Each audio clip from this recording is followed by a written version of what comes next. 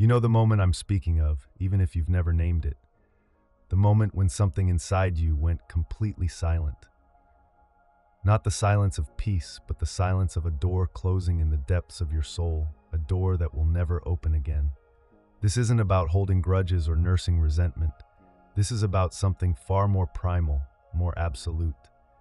There is one emotional mistake that crosses a threshold from which there is no return, and the super-empath recognizes it with a clarity that feels almost supernatural. Carl Jung understood this phenomenon deeply, though he approached it from the shadows of the psyche where most refuse to look. He called it the betrayal of the self, and it occurs at the precise moment when your transformation, your emerging authenticity, your hard-won growth becomes the very thing that triggers another person to destroy you. You've been patient for so long. You've absorbed their moods like a lightning rod absorbs electricity. You've translated their chaos into something manageable, something bearable. You've served as the emotional architect of their inner world, building structures of meaning where they saw only void. And you did this not because you were weak, but because you possessed a rare and dangerous gift. You could feel the underground rivers of emotion flowing through every room you entered. You could sense the unspoken, the denied, the buried. This wasn't learned. This was forged in you long before you had language for it. The empathic bond forms in the unconscious long before conscious awareness catches up. Jung recognized that we don't simply choose our relationships. We are drawn into them by forces operating beneath the surface of everyday awareness. When an empath encounters a narcissist, what appears to be chemistry or connection is actually a complex mechanism of projection. You looked at them and saw potential, depth, a wounded soul you could help liberate. They looked at you and saw supply, an endless well of attention and validation that could sustain the fragile structure of their ego. But here's what makes this so devastating. You weren't just projecting your light onto them, you were unconsciously meeting your own shadow through them. The parts of yourself you've denied, the selfishness you've never allowed yourself, the rage you've kept locked away, the capacity for manipulation you refuse to acknowledge, all of it lived in them. And in some terrible, twisted way, the relationship felt complete because they expressed everything you've repressed. This is the false covenant, the unconscious agreement written in invisible ink across both your souls. You agreed to be the container for their emotional waste. They agreed to show you the darkness you're too afraid to claim as your own. Neither of you spoke this aloud. Neither of you even knew it was happening. But the psyche knows. The psyche always knows. You learned this role long before you met them. Your family system was the first laboratory where these patterns were mixed and tested. Perhaps you had a parent whose emotional weather determined whether the household would know peace or chaos. Perhaps you discovered early that your own needs, your own voice, your own authentic expression created disturbance in the field. So you learned the impossible equation that haunts every empath. Love must be earned through invisibility. Your worth is measured by how much of yourself you can suppress in service of another's comfort. You became a student of emotional atmospheres, reading the subtlest shifts in tone, posture, energy. This wasn't a gift you were born with. This was a survival strategy you developed because your nervous system understood that your safety depended on your ability to predict and manage the feelings of those who held power over you. The super-empath carries this skill into adulthood, but now it operates with even more sophistication. You don't just feel what others feel. You document it. You archive it. You build a comprehensive internal map of every pattern, every contradiction, every microscopic violation. This is what most people don't understand about empaths. You're not just enduring the relationship, you're studying it with the precision of a scientist observing a dangerous specimen. Jung noticed this in his patients. The empaths who came to him weren't confused about what was happening to them. They could describe the dynamics with unsettling accuracy. They knew exactly how they were being manipulated. They understood the cycles, the love bombing followed by devaluation, the gaslighting, the projection, the intermittent reinforcement.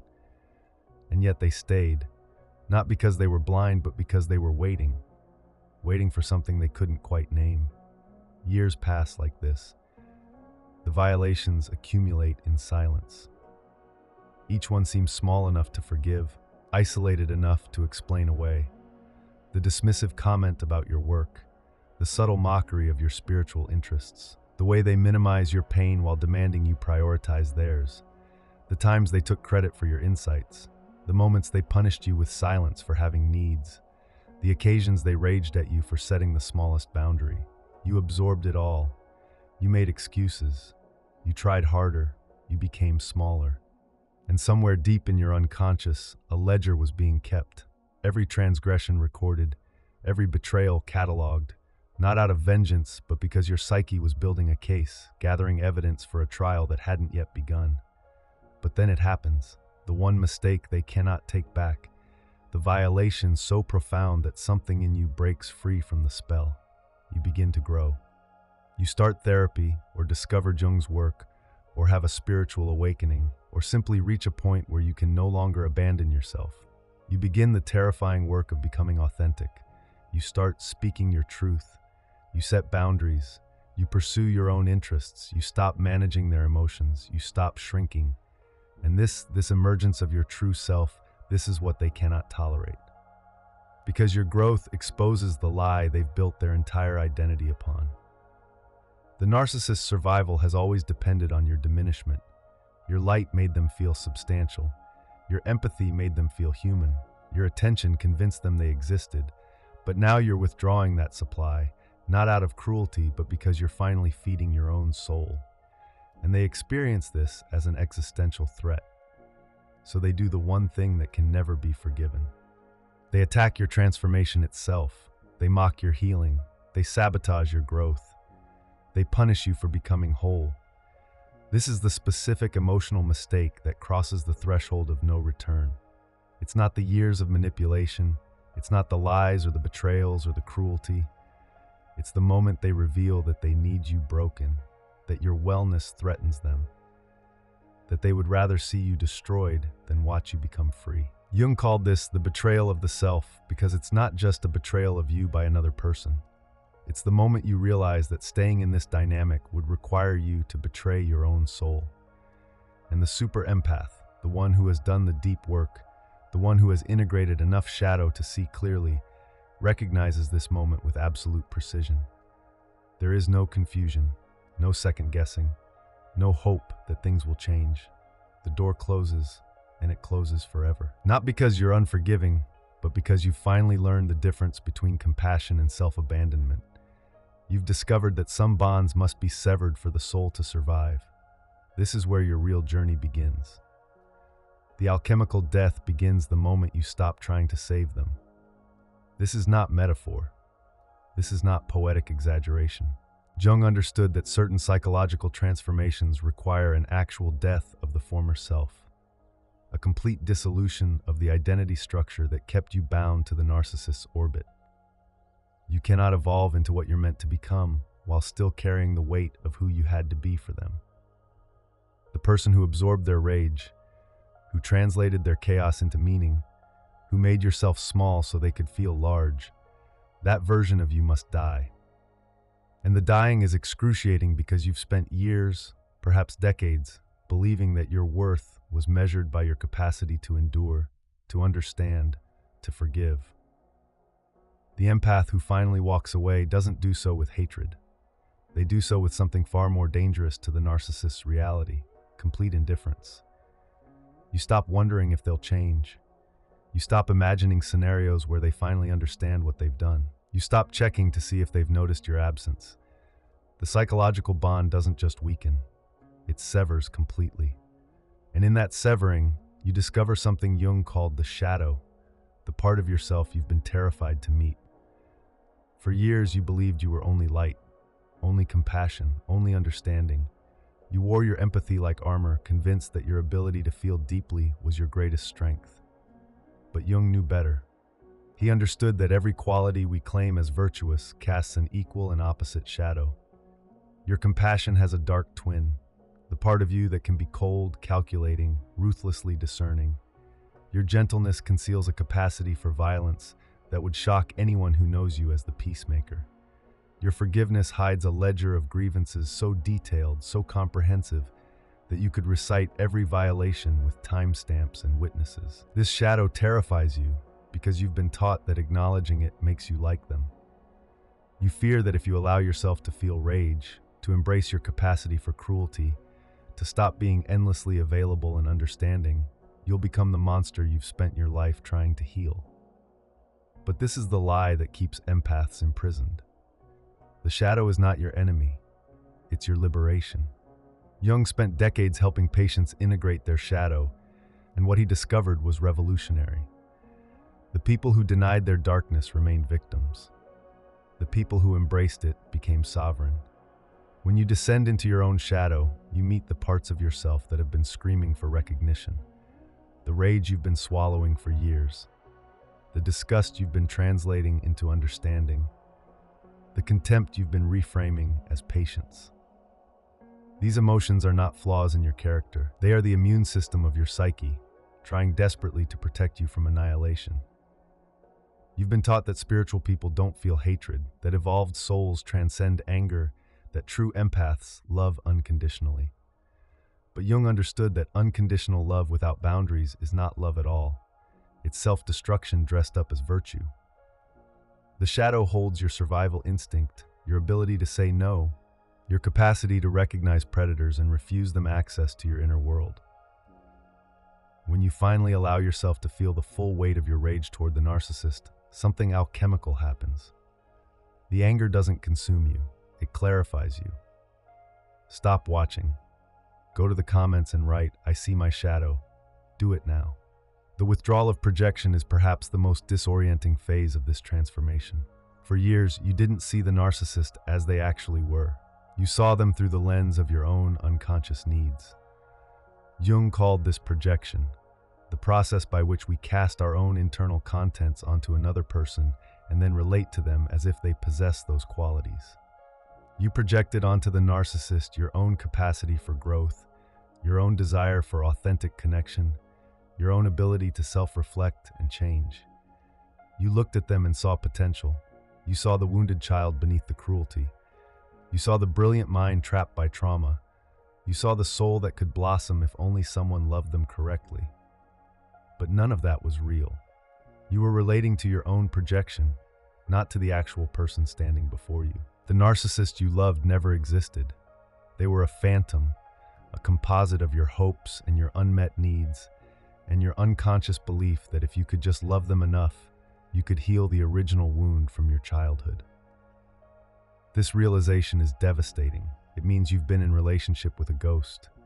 It means the connection you thought was so profound, so destined, so spiritually significant was actually a hall of mirrors reflecting your own psyche back to you. When you withdraw your projection, you see them clearly for the first time, and what you see is often shockingly ordinary. The person you thought was so complex, so fascinating, so uniquely damaged is actually just someone who refuses to grow. The chaos you thought was depth is just dysfunction. The intensity you thought was passion is just instability. The mystery you thought was allure is just emotional unavailability. They're not a dark enigma. They're not a tragic figure. They're simply someone who has chosen, consciously or unconsciously, to remain in their woundedness and to make that everyone else's problem. Seeing this is both liberating and enraging.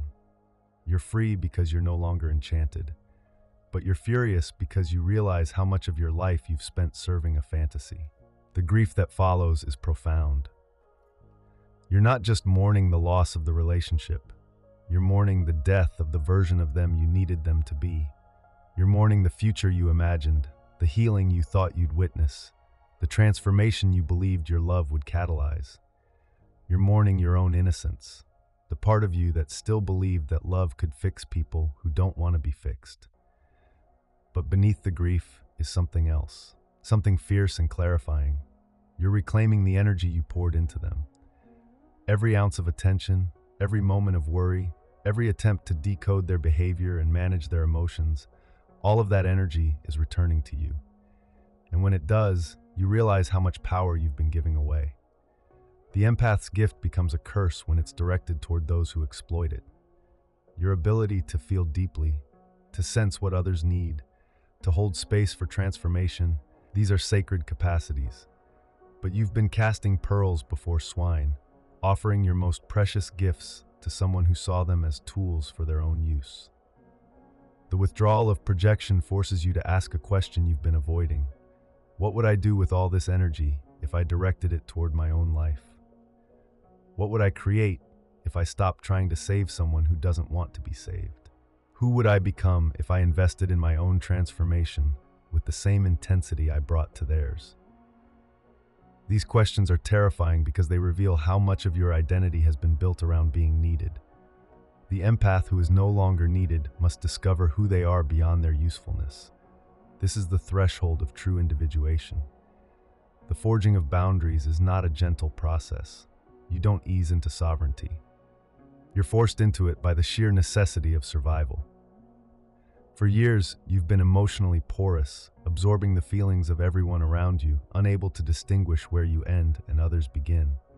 Jung understood that empaths live without proper psychic boundaries, and this makes them vulnerable to invasion by unconscious contents, both their own and others. Your sensitivity, which you've always experienced as a gift, has actually been a gaping wound. You feel everything because you have no protective barrier. You take on everyone's pain because you have no filter. You exhaust yourself trying to heal the world because you can't tell the difference between your suffering and theirs.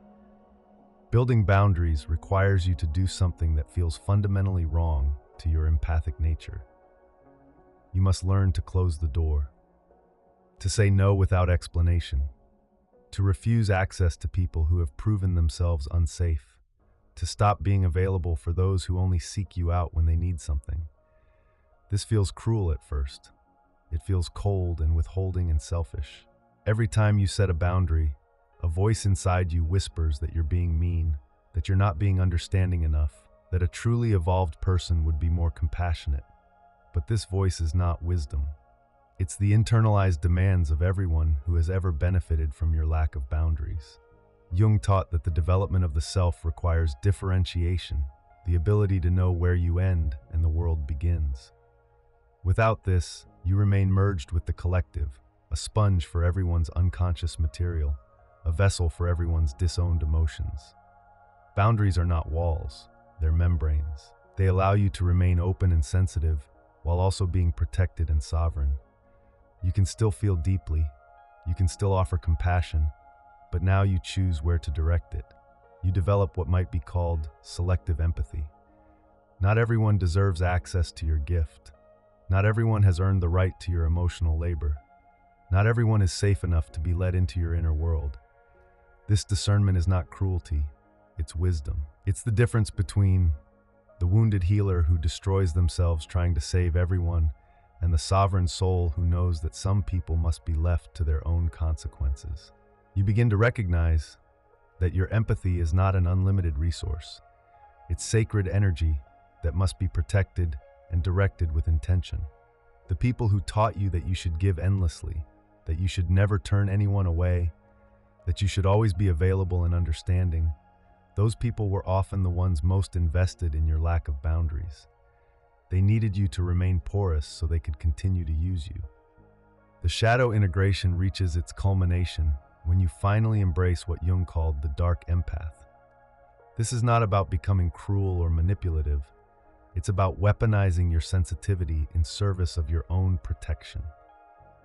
You've spent years using your pattern recognition to understand and excuse the narcissist's behavior. Now you use it to identify predators before they can get close. You've spent years using your emotional intelligence to manage other people's feelings. Now you use it to refuse participation in their drama. You've spent years translating abuse into trauma responses, cruelty into woundedness, exploitation into need. Now you simply call it what it is and walk away. The dark empath sees clearly and refuses to unsee. You can no longer be gaslit because you trust your own perception. You can no longer be manipulated because you recognize the patterns before they fully form. You can no longer be exploited because you've learned that some people are not confused or hurting. They're simply dangerous. This is not bitterness. This is clarity. Jung understood that true psychological maturity requires the integration of opposites, the light and the dark, the compassion and the ruthlessness, the openness and the discernment. You don't become less empathic, you become selectively empathic. You don't lose your sensitivity. You gain the wisdom to know when to open and when to close. The super-empath is born from this integration. Sensitive but no longer available for exploitation. Compassionate but no longer compliant. Understanding but no longer willing to sacrifice themselves on the altar of someone else's refusal to heal. This is the emergence of the individuated self, the person Jung spent his entire career trying to help people become.